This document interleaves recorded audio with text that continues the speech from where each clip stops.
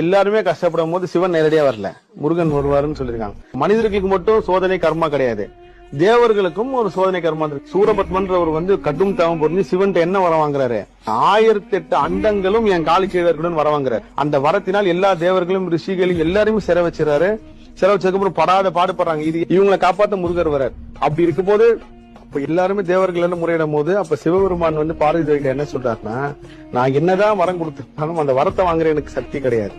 ஆனா அந்த வரம் வாங்கின மோசமா விளைக்கும் போது என்னிலும் உயர்ந்த சக்தி அவன் அழிக்கணும்னு உருவாக்குனது முருகப்பெருமான். இந்த இடத்துல முருகப்பெருமான் கருணை நீங்க பாக்கணுங்க. சூரசம்காரன் சரிக்கு சமமா முருகன் சண்டை போட்டு இருக்கும் போது வீரபாகு கெஞ்சிராரு, முருகா இப்ப நான் காலி பண்ணிடலாம் வா முருகன்றப்ப ஒரு மன்னிச்சு விடுவான். என்ன இருந்தாலும் எங்க அப்பாவோட பக்தன் தான் அவன், கண்டிக்க வேணான்னு சொல்லி இன்னொரு வாய்ப்பை கொடுக்குறாரு.